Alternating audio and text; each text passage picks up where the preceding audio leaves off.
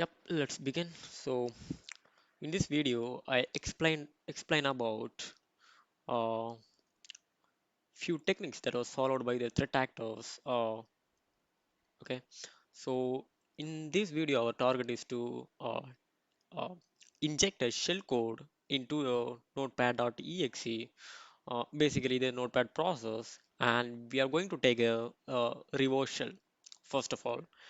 And the next thing we are going to do, we are going to uh, download a Cobalt Strike beacon into our target Windows machine, and we are going to take another command and control. There was a peer-to-peer communication P2P. So the threat actor will get two reverse shell. One was the Cobalt Strike beacon, and another one was from the shell code.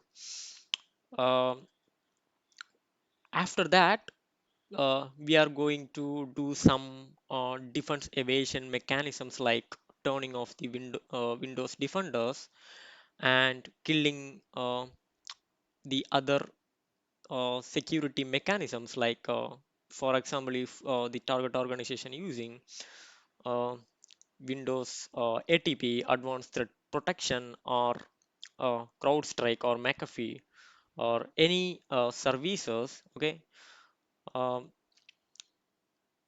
in this video, I am going to use most of the uh, lol bins, basically the living on the land of binaries, the Windows process, and the Windows internals to do this type of attacks. Because if we are using external tools, the our defense mechanism will easily detect and it will remove all the things from the host.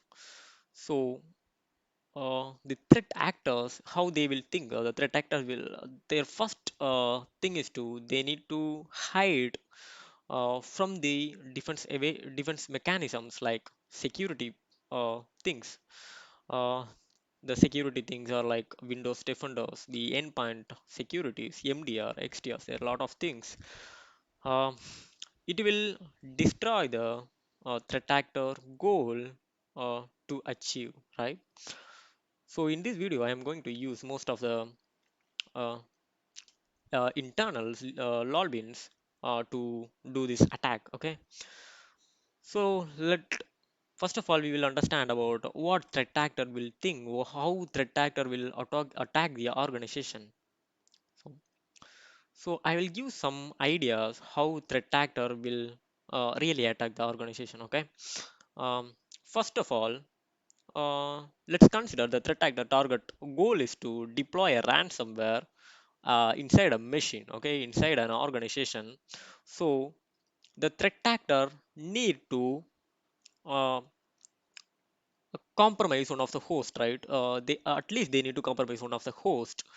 For that, the best idea is like, for example, some of the organization there is a RDP get exposed, right? RDP protocol get exposed. From there, we can if we have a credential for the RDP, we can easily enter into the organization. For some organizations, um, there's some vulnerabilities in Exchange servers or vulnerabilities in MS SQL or Apache server that will be the root cause of the ransomware. Okay, so now we all know the cloud ransomware using move IT, that service to deploy a ransomware, right? The cloud ransomware threat actors. So these are all the ways they are the threat actor will use to enter into the organization. It's called as an initial access. They can enter into the phishing link. They will send one of the phishing PDF or a macro enabled document to one of the employee or one of the users inside the organization. When the user click on that macro enabled link, it will do some background task, like it will execute some of the PowerShell script, and it will download a second stage or payload, and it will do all the other tasks, right? So these are the ways the threat actor do it for initial access. So sometimes they will compromise the VPNs. Sometimes they will go for RDPs. That's their wish. What are the loopholes or in the organization? They will perfectly use that loophole to dig into that, right? So apart from that, some other threat actor will gather the information from the trickbot or the credential stealer malwares, and uh, they will log in into the machines. They will do that credentials to compromise the organization. So after the initial access has been successfully done, the threat actor will go for a post exploitations, like they will plan for elevating a privilege, or else they will go for turning off the defense mechanism. So we all know the threat actor's main goal is to compromise the domain administrator credentials. That will not be an easy, but nowadays it's also a possible uh, by modifying some of the registries and implementing some of the tools, uh, right, or doing some enumerations. Once they get on to the domain administrator credentials, they will deploy the ransomware executable inside the group policies, and they will spread it into the organization. Or else they will first of all they will turn off the defense mechanisms, and they will create a persistence. They will move like that. Or else they will use the impacket activities, like use the SMB connections to spread the ransomware executable from one system to another. Or else they will use the admin shares to do that. These are all the ways they can easily do a lateral movement from one machine to another. Or else in other part they will use the tools like screen connect or any does to taking that payload from one system to another, the lateral movement. There is also another one thing. So once it has done the exfiltrations things, it will happen. We know they will use the FileZilla or DropMe files or any mega applications to upload files from the machines, or else they will go for a or clone the Windows internals. It will not be easily detected. They will go for that way, or else they will go for a browser applications in case of they will use a Tor browser or Firefox, Chrome to upload a data into any other cloud platform or threat actors, DLS, data leak sites. They will upload a sorry, they will upload a data into their uh, own website, right? Or else or else they will upload a data into their cloud platforms. Okay. 1 second. Okay, cool. um, Once the exfiltrations things are done, finally the final step is to deploy the ransomware, right? I already mentioned few steps to do a lateral movement, copying the ransomware binaries to one machines to another. There are a lot of techniques to do that, right? Simply they can use a PSX sysinternals. That is also an possible things to spread from one machines to another. So once they did all the things, they will execute the ransomware binaries, and it will encrypt the data, and the whole organization will be a blast, right? So the next thing, they will ask for a payment. Yep, this is the some of the techniques the threat actor will follow to deploy a ransomware inside an organization. Cool. So in this video, we will discuss about few like a small topic called process injections. Um this is also one of the method it's followed by the threat actor to uh, do a post exploitation, go to the second stage, right? The process injection. Okay. So let I will begin with the practical. So in this video, the whole thing I am going to explain then practical. Okay. So let I will zoom. Okay. I will just zoom in the terminal. Okay, okay, I can use the right click. Yep, zoom in, zoom in, zoom in. Okay, done. So let I will check the IP address of my Kali machine first. Okay, this is my IP address 168.18.235, and I will go for another terminal. Okay, it the control plus plus is not working. Cool.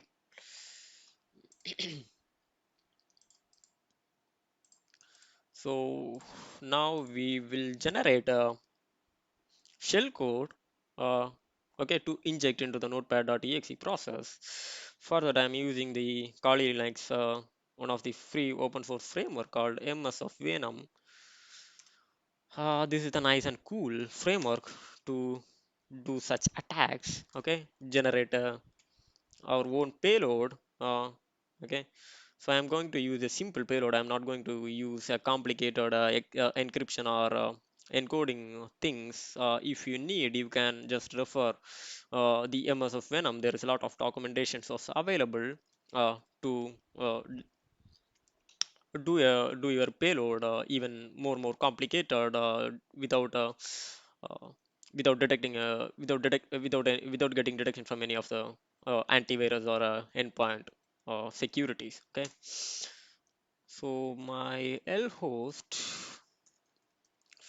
will be my Kali IP. We are going to take a reversal so that 18.235, and then L port could be what port you need. I'm going to select the 8084. Okay, so and okay, 80, okay, 8084 minus and F and C option.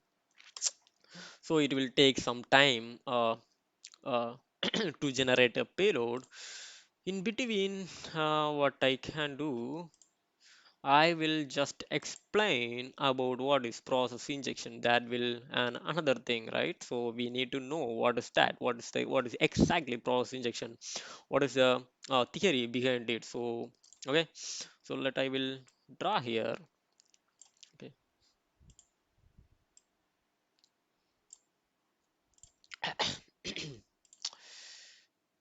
okay. So this is our injection dot exe, and in the right hand side I have a notepad dot exe. Okay, so in our injection.exe, let's consider our injection.exe is one of the Trojan, right? It will be a Trojan or it will be any other simple executable. Okay, it will act as a Trojan, right? And here is our shellcode, right? Okay, okay. This is our shellcode and this is our injection.exe executable. So our target is to inject this shellcode into this notepad, right? Okay, so what are the process we can follow to deploy a to inject a shell code from one process to another? Yeah, I will tell some of the APIs that will be very helpful to do this. Okay, so in process injection, our first step to allocate few memory inside our target process, correct? So what we need? We need to inject this shellcode into the notepad.exe, right? So we need some space, right? To inject this shellcode into there. So simply just copying the shellcode and pasting it here. So we need some space, right?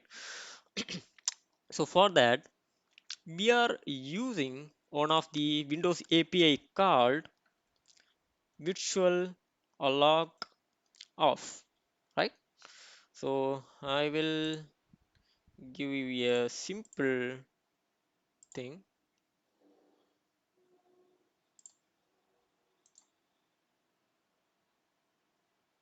Second.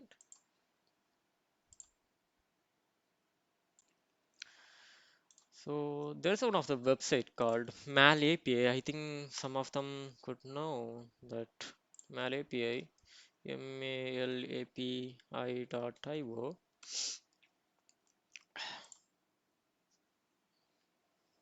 So this is the one of the usual website for the malware developers and threat researchers uh, to find out the uh, malicious API which was used by the malwares and the ransomware. So here you can find out which are the uh, uh, APIs used for any enumeration and injection, evasion, and ransomware. The whole thing it will be mentioned. So I am searching for the virtual alloc.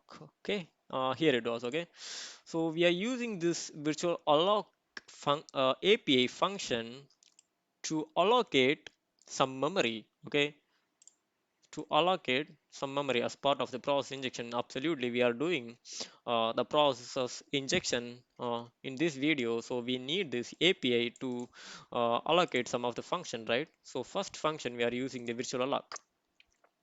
So what's next? So after reserving some space, okay, so we are reserved some space, we allocated few some buffer, is like some memory space inside the notepad.exe. What's the next thing? So our next target could be copying this shell code, right? Copying the shell code into the allocated memory buffer, right? So for that we are using the next function called write process memory. Okay, so and again there is another API called right, yeah, process memory. So writing data into the specified region of the memory, we are writing some uh, we are writing the shellcode uh, into the notepad.exe to the process memory, right? So we are using this API function to do that.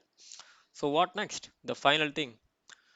So okay, our final thing is to we already allocated and we copied the shell code, the malicious shell code, and the final thing could be our notepad process has to execute this shell code, right? So for that we are using the create remote thread of function. This create remote thread of sorry, not a function, API.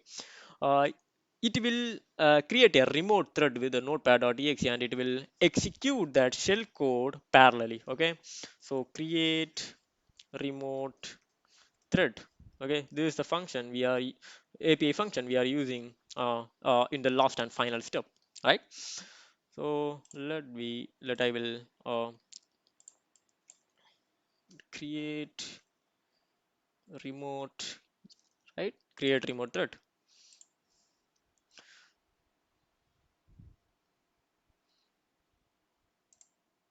Okay, the website will be slow, maybe I think. Okay, so this is the three steps we are going to we need to use whenever there is a process injection techniques need to be implemented, right? Yeah. So there's a create remote that is to create a thread that runs in a virtual address space of another process. We already have an address space. We allocated a virtual memory buffer in the target process, right? So this is the complete overall explanation of the process injection, right? So okay, we already okay, now our payload was ready. This is our shell code. We all know I used this command to uh, generate a shell code. Okay, so let we go to our program, the C program. I will explain the all the APIs which are we used. Okay, so this is a previous shell code. I will just remove this. Okay, yeah. So if we come to here, so there is a virtual alloc ex of function. The alloc ex of function is nothing but we are allocating the memory into the remote process, right? It's not a own process, it's a remote process. Okay, so it's like, let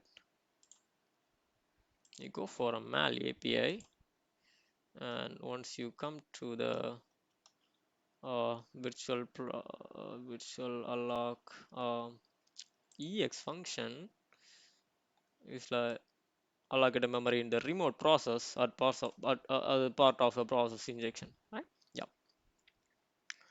So we are using the virtual alloc ex of function to do that. Okay. The payload length could be the size of the payload, which need to be which need to be the whole memory of the allocating virtual buffer. This is the whole size. It's basically a size, and execute read write was a permissions, and the hproc is an handle.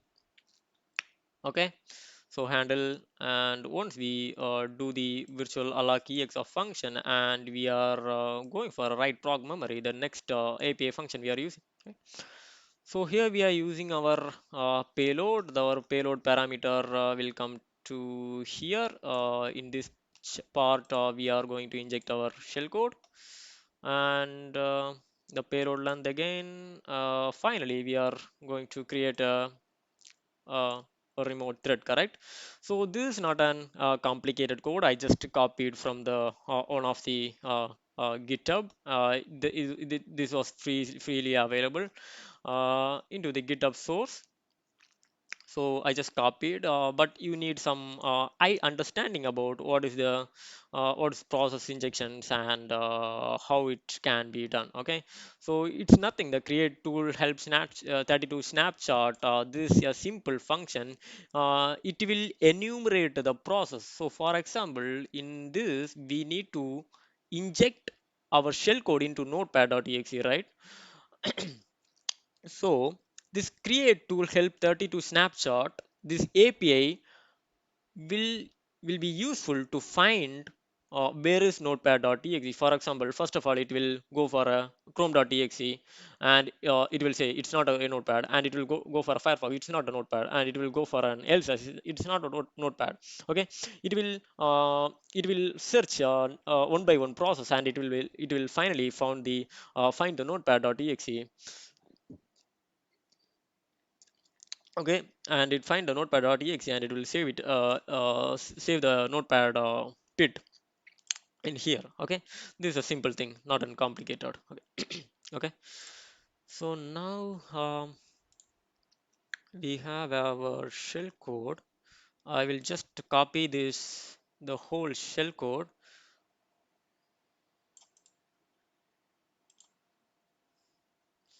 into a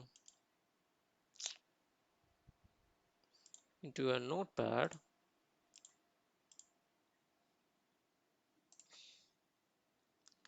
Okay, paste. So this is the whole shell code. I will save this. So initial shell. Okay, I'm going to save it in the downloads in the Kali machine. So in this example, I'm going to just copy pasting the shellcode there, but in the real attack, the threat actor will go for a macro enabled document, and they will execute the shell code in the background. For some time, they will go for a trojan verse to deliver the to deliver or execute the payloads, right? So the threat actors can follow. They have several, they have many techniques to do that, right? So this is our initial payload. Just in this for simple and sweet, I will just copy this initial shell into my drive, and I will download that uh, from the target machine. Okay, initial shell. So let me go to the machine. I will download it first. Up here you can find out our initial shell.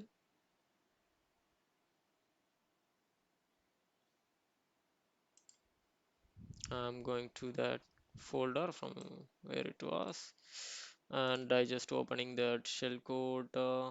Open with a notepad. Okay, this is our shellcode, and this is our process injection code.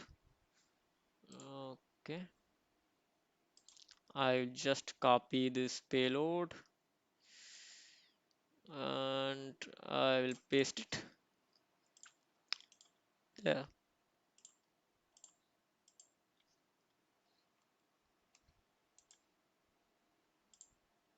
right?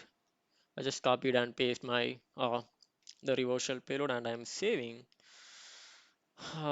this process injection.cpp, and now I am closing that. So our next step is to, so here is our CPP. Our next step is to compile compile our process injection.cpp, and we need to convert it into the .exe, right? So the .exe will be the portable executable format.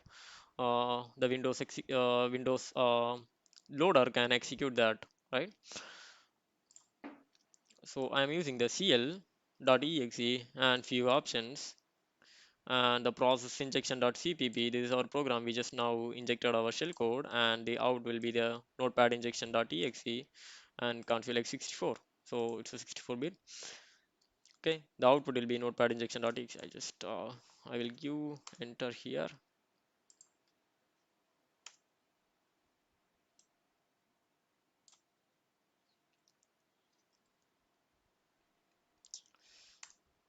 Okay,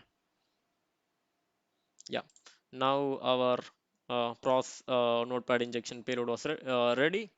But in Trojanware, the threat actors will do some resource hackers tools to change the icons, and they will give some certifications, and they will uh, they will reflect this payload as a legitimate applications. Okay, this is the scenario when if you face any of the Trojanware Trojan related attack. So I will just no, I'm not going to inject now. I will just open my notepad, the process. Okay, cool. Our notepad.injection is open. So my next step could be we need a reverse connection, right? So our reverse shell will be connection will be in port number 8084. For that, I'm going to netcat minus listen verbose port and 8084, right one. Yeah, 8084. Now it's listening in the 8084 port. So now I am ready to uh, execute our payload, I think, right? So let me go for a notepad injection.exe. I am in the injection folder. So I will execute it. So let wait for a few more seconds to check if we are getting the reverse connection.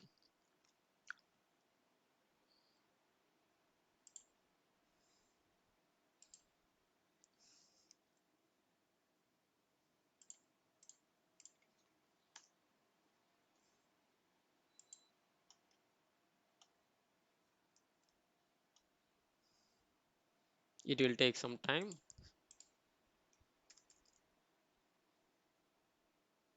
Yeah, now if you see here, we got a reverse connection from the 18.250 host. I think absolutely it will be in uh, this is our host. If I go for an IP config,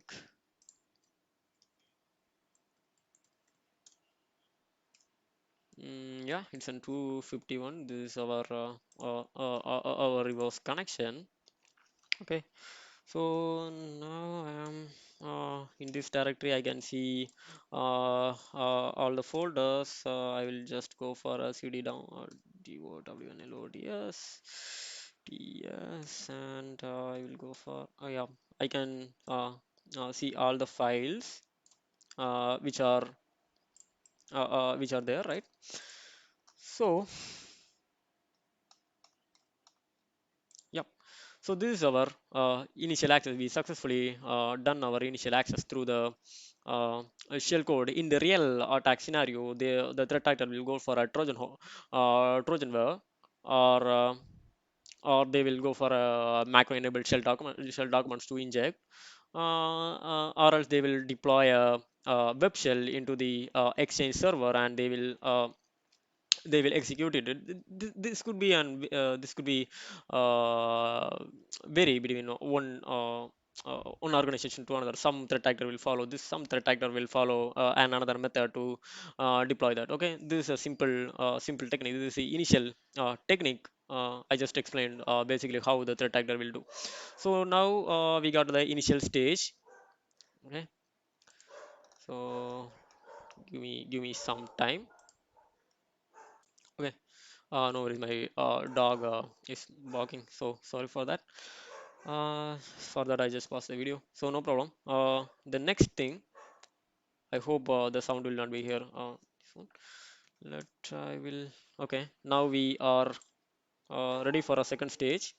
Uh, Deploy a CrowdStrike beacon using the uh, initial reverse shell. Right.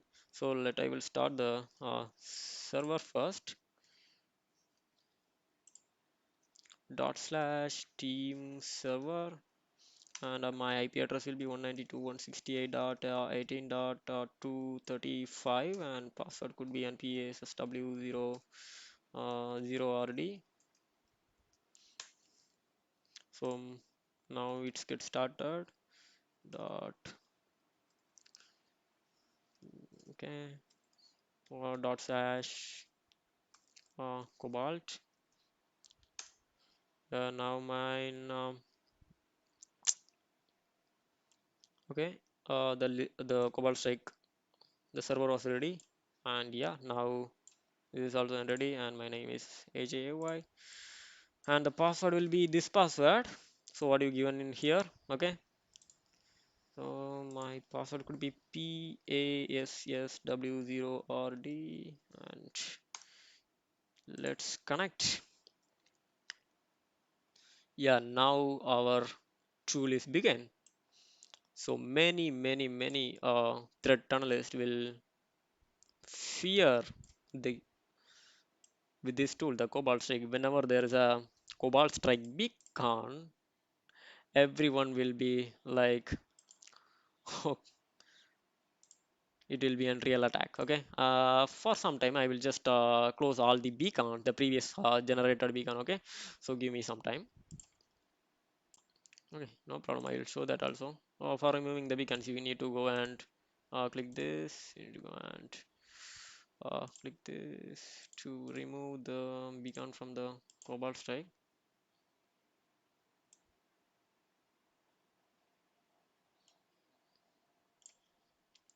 Cool. Yes, now we have our Cobalt Strike. So let I will go and create a, okay, already we have a Cobalt Strike beacon enabled because I just created a services. Okay, so I will kill all the services first. I can't able to kill all the things better because I just created multiple persistence in my previous attacks. I did some defense evasions mechanism. So what I will do, I will just close this and I will create a new Cobalt Strike beacon. So that will be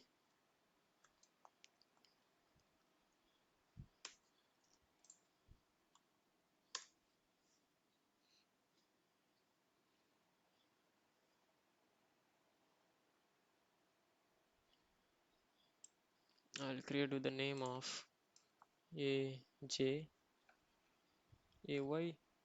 at 123 and the password could be a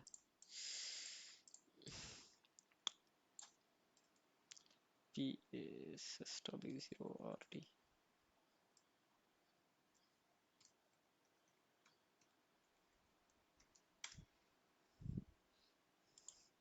So now we will connect to a new beacon. Cool. It will again. It was coming with mine. Okay, no problem. So it will be there.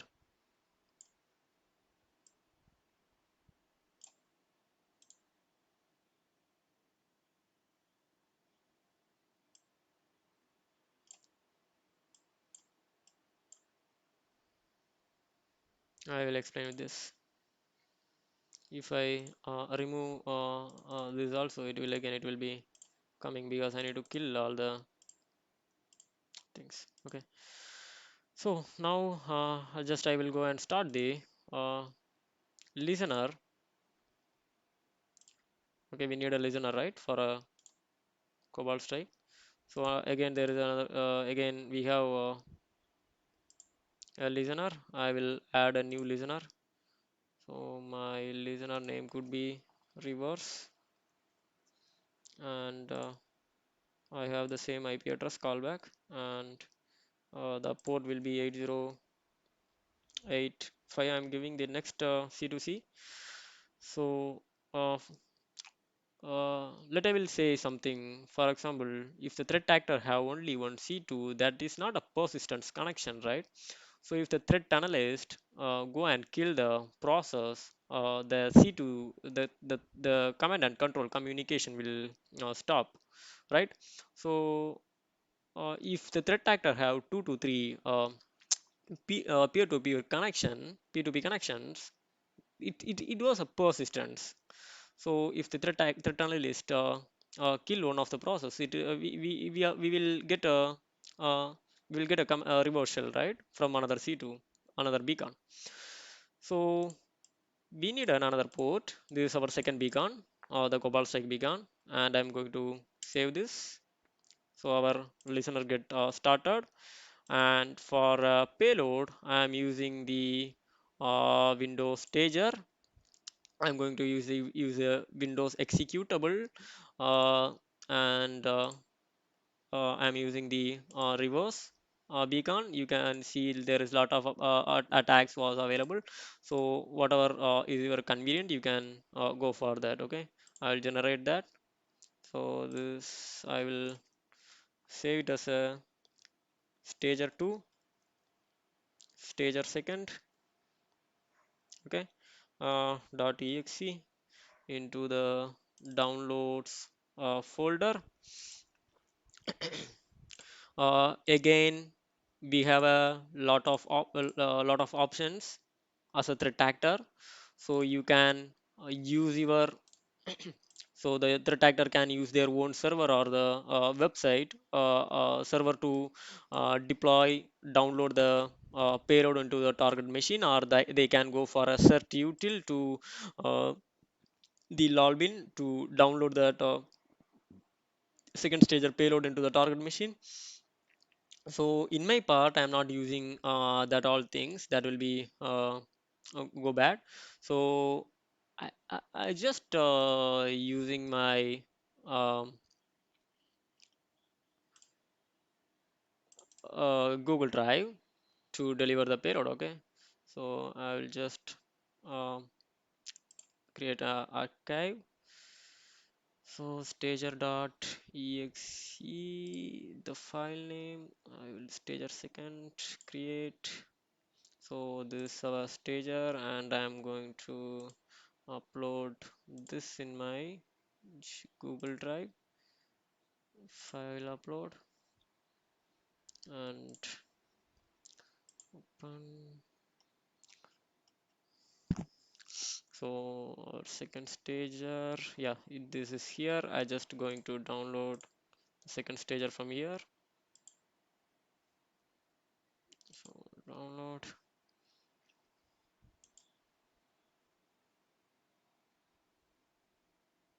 So again here, you have a multiple techniques to follow that as a threat actor, but I'm using the Google Drive, so I'm not going to create my own server to deploy. Okay, so that will be more time consuming then. Okay, so our second stager was ready. When I go and click on this, now, yep, we got our beacon, right? Windows Evil 13188. So I will show that the task manager. Okay, no. I will search for the process hacker. That will be more valuable. Okay, luckily process hacker was here.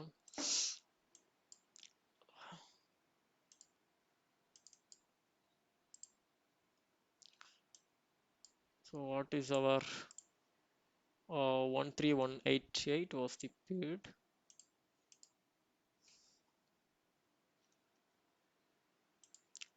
Okay, my laptop was hanged.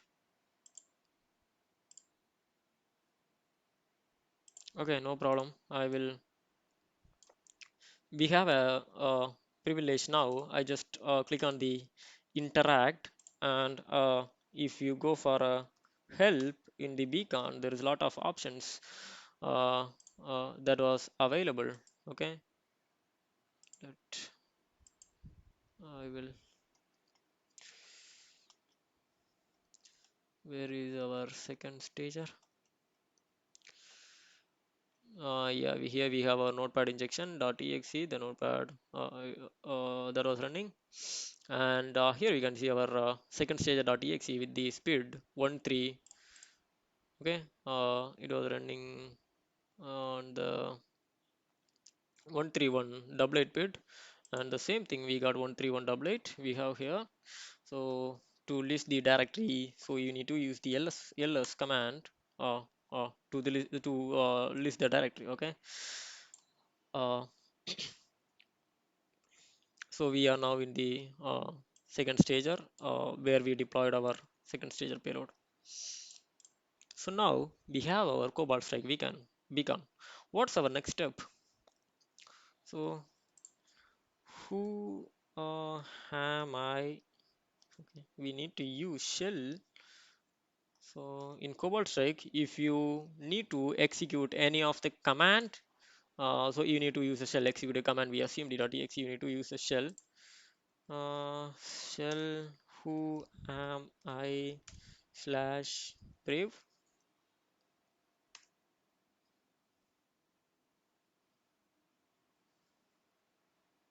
Let I will run more command shell who am I slash all to dump all the. So my privilege could be the medium mandatory level. It's not a high integrity privilege.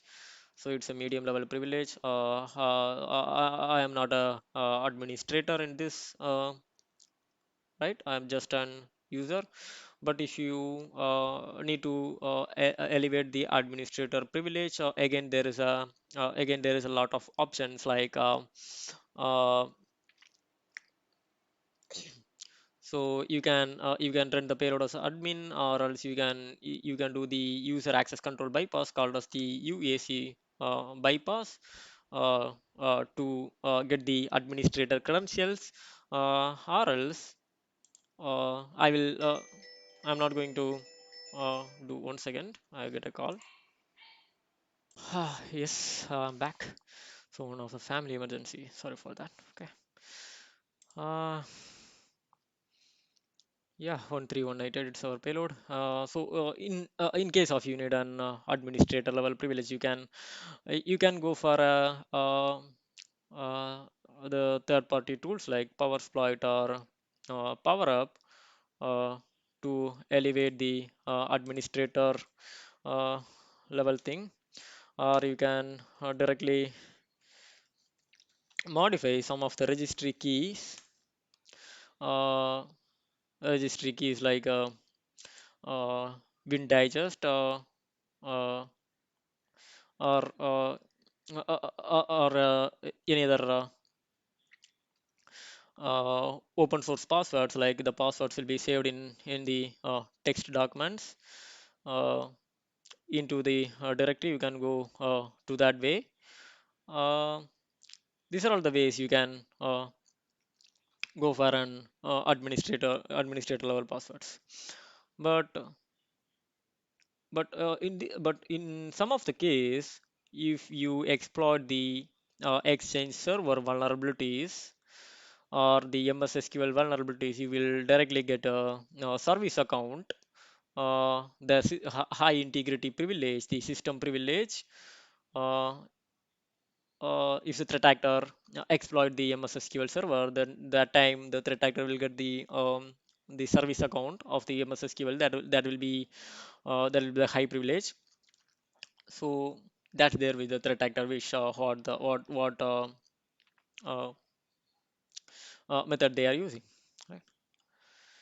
So most of the time the threat actor will come for at least with an administrator level level privilege.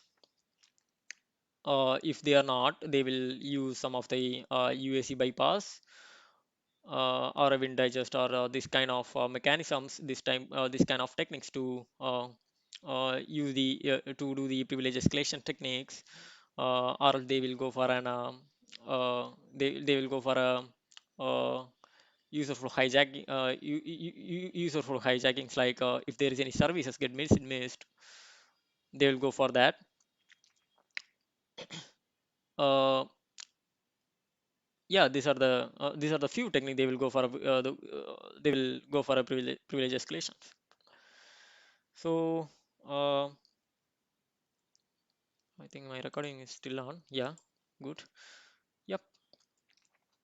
So I'm going to execute my stage payload into the administrator level. Okay. So if I give run as an administrator, uh, you can see there is one of the window pop up, right? So user access control. So if you search in Google how to bypass the user access control, so that will be one of the uh, privilege escalation techniques. This is the this is the user access control window. So once you open any of the executable in the administrator window, or if you open a command prompt in an administrator mode, if you can able to bypass this, you will easily get a administrator level privilege. So in most of the times we seen this type of attacks, user access control to elevate the administrator level permissions. Okay, so if I click yes, it will run. Okay, uh, in the 11084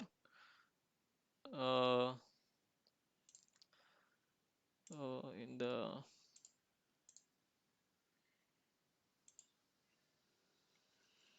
elevated, yes, and it's an user and the 1000, and we have a high mandatory level. Okay, so the 11084 is running on the high mandatory level. You can see the another um, type of icon. So in here, if I give interact in this window 11048, this could be an uh, administrator level who am I slash all. Okay, so now you have seen I have this much of permissions. to do this.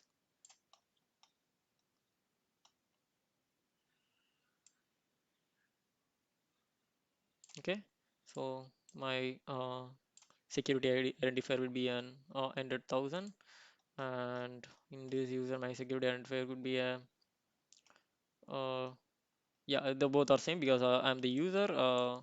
Both are the same user, but now we have an administrator privilege for that user,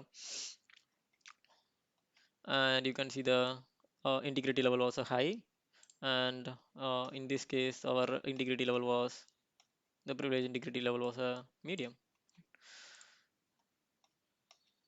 So now let's focus on creating a service okay into the machines. So let's consider whenever the threat actor get a access into the machine, their target is to create a new service. Okay, the service will run every time when the user restart or log on the machines. So just before we just saw there are 3 to 4 payloads were run simultaneously. Uh, Correct. Before when I start the Cobalt Strike, that's the thing. I just created a service, Windows services. Okay, to for a persistence, when you get a new Windows service, you will get a system level privilege. So this is the system mandatory level. So that's a high level, right? So for that, that was a easy task when you have an administrative level credentials. That will be easy to do that. So basically here we just abusing our security control manager. Sorry, not a security, service control manager. Okay, SCM. We are just abusing the SCM, service control manager, to uh, create a persistent connection, as well as we will get a high mandatory privilege uh, to do whatever in the system. Okay, so for that, just go for access, and if you give elevate, it will ask a listener. I'm using the same listener to do that. Okay, so SVC, so uh, it will launch a service. See, service control manager, and it will open the admin shares called as the admin directory, and it created a new service 71072 2b 6.exe, right? So here we have another one connections running with 11576, right? 11084 and 11576 PID. So I will interact with that, and I will go to my Windows machine, and I will see what's running inside the one one 11576 bit. So what's the parent process and all? 1157,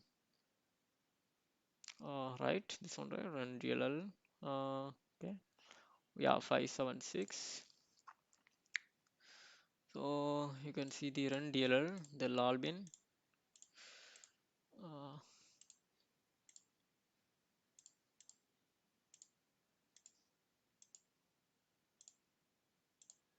okay, no handles. Okay, so something is running in the run DLL function. So basically, it was a services we just now created. Okay,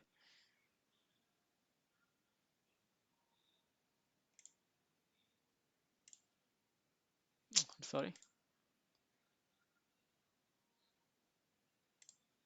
So we got a three beacons, correct? We got a three beacons for our shelf. Started at just minute 5:58 before. Okay, so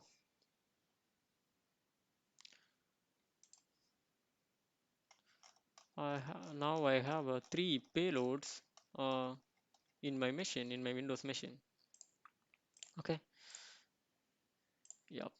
So if I give who am I, sorry, shell who am I slash all,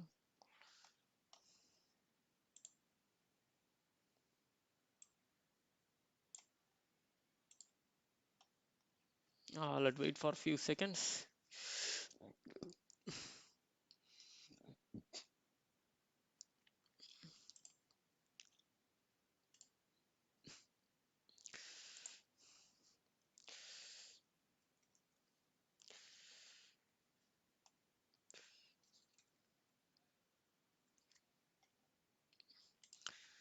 Yeah, we will talk the forensics in the another day. Basically, we will check the 7035 events in the system events. Okay. Yep.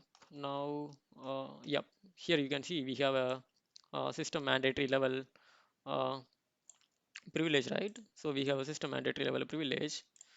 So let I will search for the event. Okay.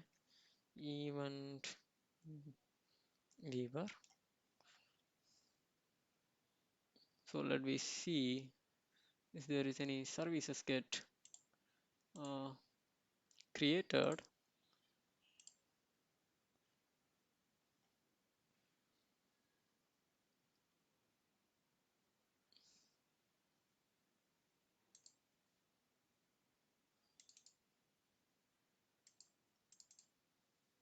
Okay. Let I will filter with the event 7045. So you can see here one of the new services get installed, right? So when it was installed and 83, okay, so the user was logged on 83:34 a.m. And here you can see a detailed informations.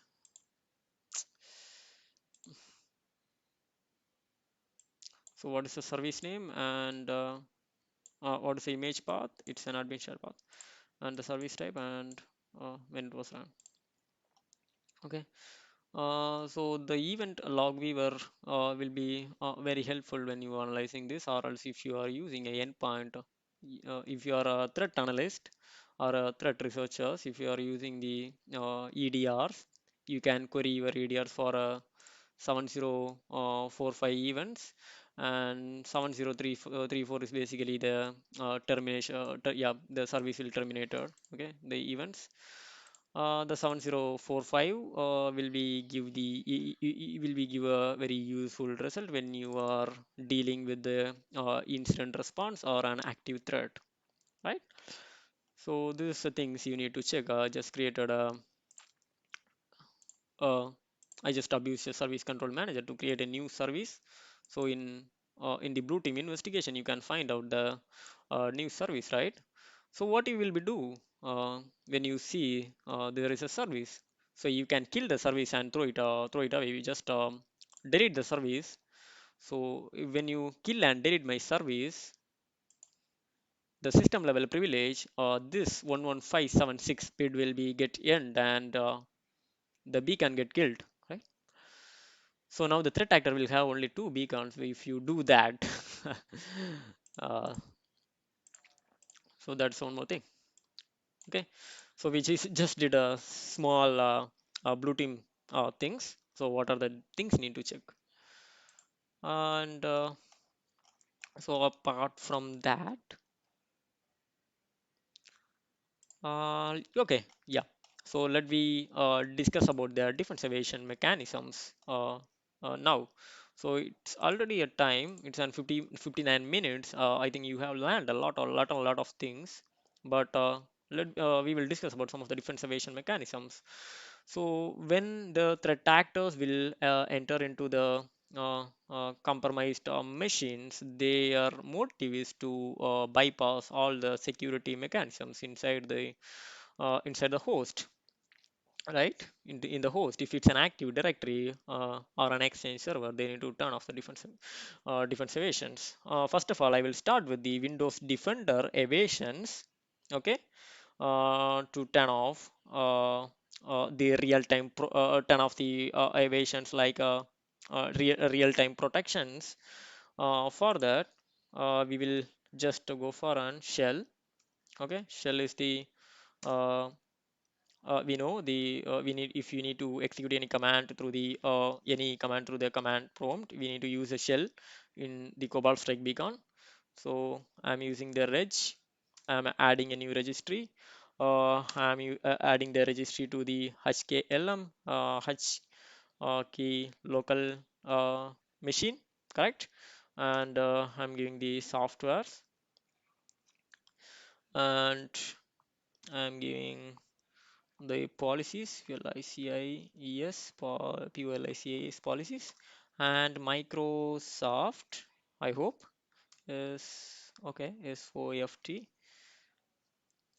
slash Windows Defender, DEFENDER, right? So HKLM, softwares, policies, Windows Defender. Um, what next? What next? What next? Yep, Windows Defender.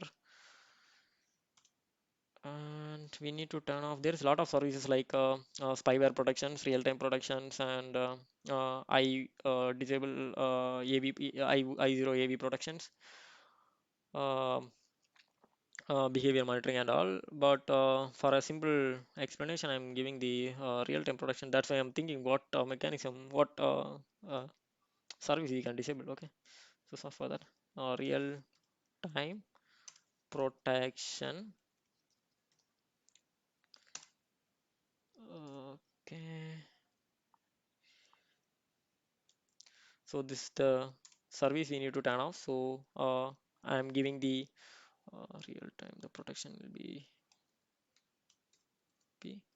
So we need to give value slash v, and the value will be disable real time monitoring, and slash t.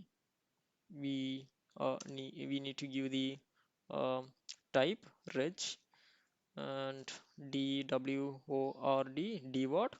it's a type, and the data will be 1, and slash f. So now our beacon will run. So we will if you refer in internet, you will get multiple things, multiple type of commands to disable the real-time protection. I just listed a few. Okay, disabling the real-time protection, behavior monitoring, disable access.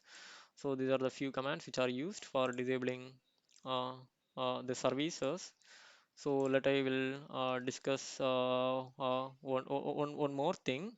Uh, so you can easily disable just real-time Windows Defender protection. But what you will do when you coming to the EDRs, endpoint protections? Do you have any idea? If you are using a third-party tools, it will detect okay, I'm sure it will detect that mechanism and it will try to stop, right? If you are using Terminator, if you are using any others, it will it will try to stop that, right? So you need a perfect login, or you need a perfect service to uh, uh, disable your EDRs as well. Okay, so I will discuss about the tdsskiller. Give me a few seconds.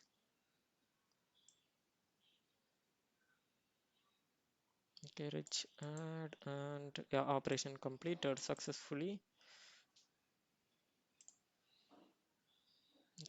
So uh, okay, you need to kill your EDR. Further, what you will do, you have one tool called tdsskiller. It was developed by the Kaspersky.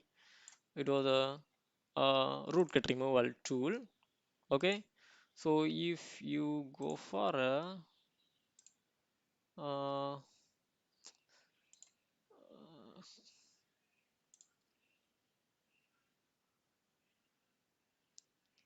Google,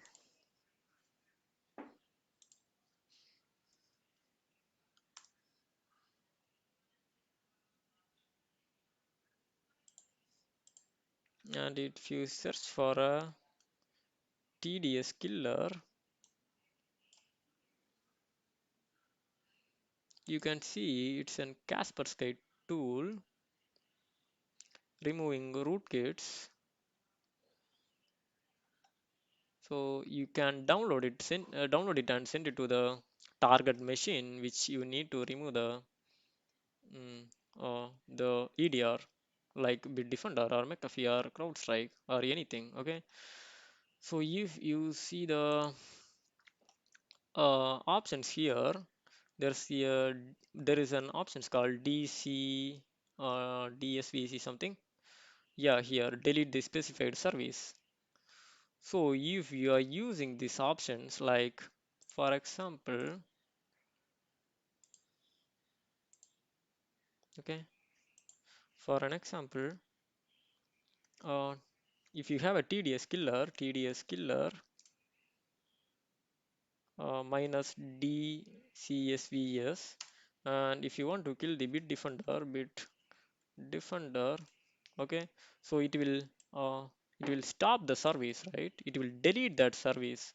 So now our Bitdefender or the target EDR will be stopped running on the machines. So that will be a bit dangerous, right?